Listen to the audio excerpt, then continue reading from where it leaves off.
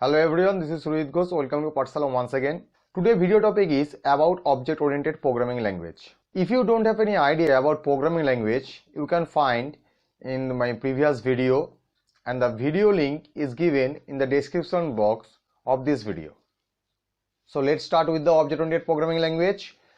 Object-oriented programming is an approach that provides a way of modularizing a program by creating partition memory area for both data and functions that can be used as a template for creating copies of such modules on demand. Thus, an object is considered a partition area of computer memory that can store data and set up operation that can access that data. Since the partition memory is independent, so once the object is created, it can be used in variety of programs without modifications. Now, what are the basic features of object-oriented paradigm? It emphasizes on data rather than the procedure. Programs are divided into number of objects. The functions that access the data of an object is tied together in the data structure. As the data is hidden, so it cannot be accessible by external functions. Objects may communicate with each other through functions. New data and functions can be easily added whenever it is necessary. Now the basic concepts of object-oriented programming. The characteristic by which we can distinguish an object-oriented programming from other programming languages and their class, object, encapsulation, abstractions, inheritance, polymorphism, data binding, message passing, etc. So first one is object. Objects are the basic real runtime entities in an object-oriented system. They may represent a person, a place, a bank account or table of data, or a particular item that has to handle by the program. They may also represent a user-defined data such as vector, time and list. The programming problem is analyzed in terms of objects and the nature of communication between them. Programming objects should be defined such that they match closely to the real world objects. Now, classes. Objects contain data and code to manipulate that data. The entire set of data and code of an object can be made a user-defined data type with the help of a class. In fact, objects are the variables of type class. Once a class have defined, we can create any number of objects belongs to that class, and thus the class is considered as a collection of objects of similar type. Now, encapsulation. Wrapping up of data and functions into a single unit is known as encapsulation. Data encapsulation is the most striking feature of a class. The data is not directly accessible outside the world, rather it is only accessible the functions which are wrapped in that class. The functions create an interface between the object, data and program. This insulation of data from the outside by the program is known as data hiding or information hiding. Now, data abstraction. Abstraction refers to the act of representing the essential features without including the background details or explanations. Classes uses the concept of data abstractions and are defined the list of abstract attributes such as weight, cost, functions that to operate on these attributes. They encapsulate all the essential properties of an object that to be created, and the attributes are sometimes called as data member as they hold some potential informations, and the functions that are operate on that data are sometimes called as member functions or method. The class use the concept of data abstractions, and that's why they are also known as abstract data type.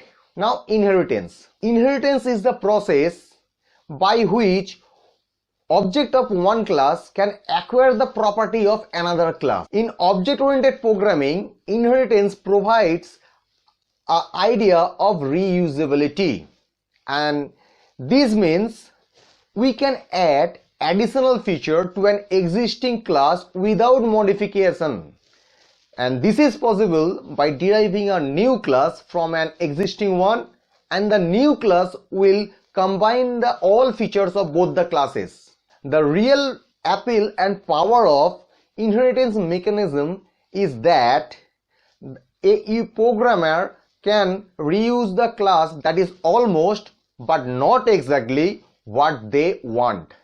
Now, polymorphism. Polymorphism is a Greek term, means the ability to take more than one form.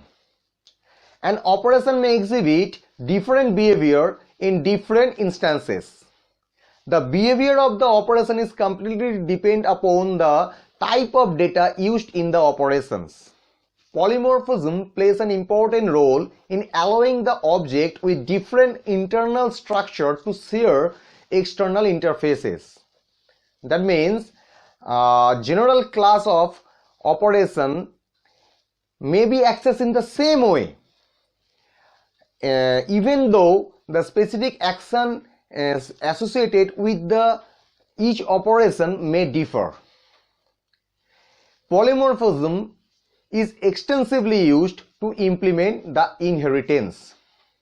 Now, data binding. Binding refers to the linking of procedure call to the code to be executed in response to the call. Dynamic binding or late binding means that the code associated with the given procedure call is not known until at the time of call at runtime. Data binding is associated with inheritance and polymorphism. And the last one is message passing. A message is a request for an object for execution of procedure, and therefore will invoke a functions or procedure in the receiving object to generate the desired result. A message passing involves specifying the name of the object, the name of the functions, and the message to be sent. As the object have life cycle, so they can be created and destroyed. So the communication between them is only feasible as long as the object is alive. So these are the basic characteristics of object-oriented programming languages. It means the languages who follows this or hold this kind of characteristic is known as object-oriented programming languages.